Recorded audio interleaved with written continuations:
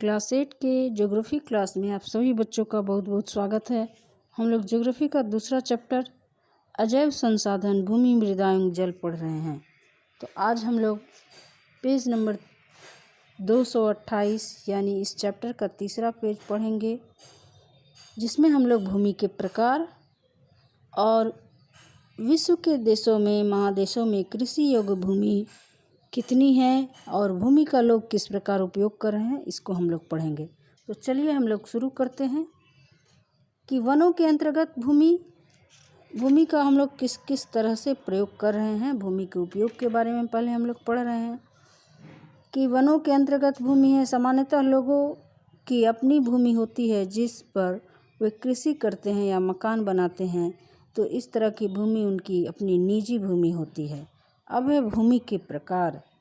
स्वामित्व के आधार पर भूमि को निजी व सामुदायिक भूमि में विभाजित किया गया है। निजी भूमि यानी अपनी भूमि, जिस भूमि पर किसी व्यक्ति का अपना मालिकाना हक होता है, उसके परिवार के सदस्यों का उस पर अधिकार होता है, उसे निजी भूमि कहते हैं। ये कोई सरकार की संपत्ति नहीं होती है, ना ये सामुदायिक संपत्ति होती है, ये उसकी अपनी निजी भूमि होती है। तो भूमि को दो तरह से विभाजित किया गया है, पहला निजी भूमि और दूसरा सामुदायिक भूमि।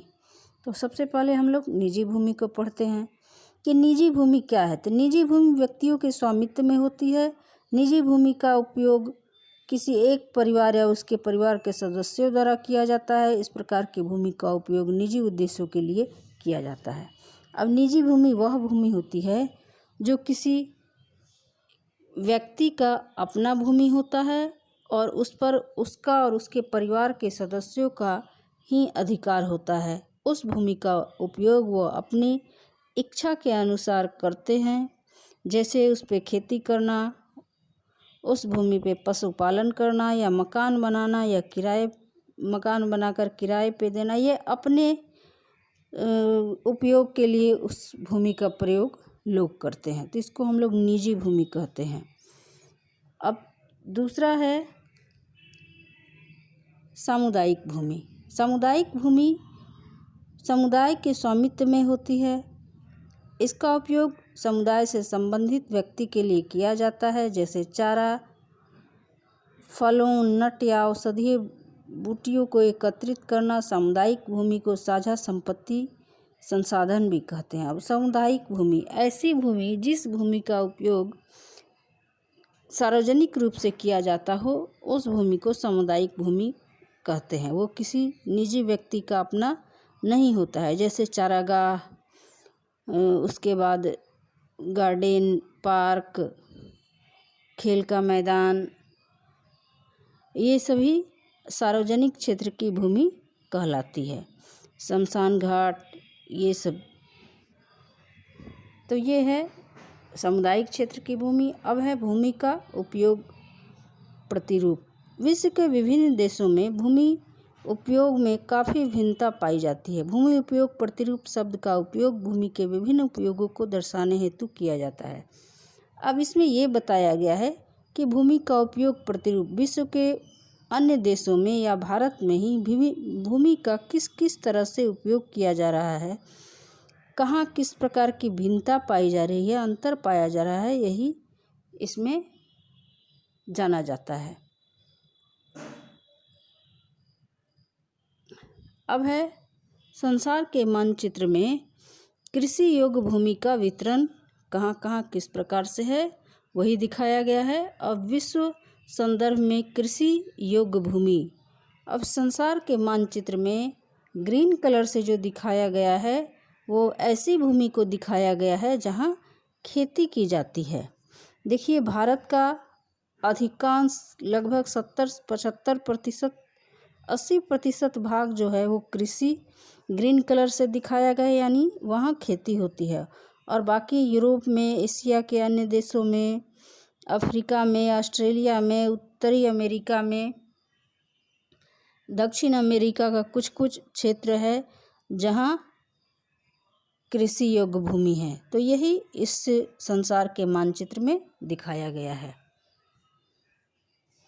उसके बाद है संपूर्ण विश्व के सभी देशों में लोगों की अपनी निजी अथवा सामुदायिक भूमि होती है। लोग विभिन्न उद्देश्यों के लिए इसका उपयोग करते हैं। विश्व के कुछ चुने हुए देशों का भूमि उपयोग प्रतिरूप नीचे तालिका में दिया गया है। तालिका विश्व के प्रमुख देशों में भूमि उपयोग। अब देखिए यहाँ तालिका बना के दिया गया है कि विश्व के संपूर्ण देश जो हैं उनके पास निजी और सामुदायिक भूमि होती है, जिसका उपयोग विभिन्न उद्देश्यों के लिए लोग करते हैं। तो विश्व के जो प्रमुख देश हैं वहाँ भूमि का उपयोग किस किस तरह से होता है उसको इस तालिका में दिखाया गया है, जो प्रतिशत में दिखाया गया है। अब देखिए ऑस्ट्रेलिया है सबसे पहले। फसल भूमि जहाँ खेती की जाती है वो 6% है, चारागाह भूमि 56%, वन 14% और अन्य है 24%। वहीं ब्राज़ील में 9% फसल भूमि, 20% चारागाह है, 66% वन है और अन्य 5% है। इसमें सबसे ज़्यादा वन क्षेत्र ही हैं। उसके बाद देखिए कनाडा का दिया है 5% फसल भूमि, 4% चारागाह, वन 39% और अन्य 52%। फ्रांस में 35, चीन में 10% फसल भूमि, 34% चारागाह, वन 14%, 42% अन्य। फ्रांस में 35% फसल भूमि, 21% चारागाह, 27% वन और 17% अन्य। भारत में 57% फसल भूमि है। सबसे ज़्यादा कृषि योग्य भूमि ही है भारत में। 4% चारागाह, 22% वन और 17% अन्य। जापान में 12% फसल भूमि, 2% चारागाह, 67% वन और 19% अन्य हैं। रूस में 8% फसल भूमि, 5% चारागाह और 44% वन, 44% अन्य हैं। यूके में 29% फसल भूमि, 46% चारागाह, 10% वन और 16% अन्य हैं। यूएसए में 21% फसल भूमि, 26% चारागाह, 32% वन और 21% अन्य हैं। विश्व के अन्य देशों में 11% फसल भूमि, 26% चारागाह, 31% वन और 32% अन्य हैं। तो कुल मिलाकर अगर हम देखें तो सबसे ज़्यादा फसल योग्य भूमि जो है वो भारत में ही है, जो 57% है, सभी देशों से अधिक। तो आज के लिए बस इतना ही। कल हम लोग फिर दूसरे टॉपिक को पढ़ेंगे। तब तक के लिए धन्यवाद।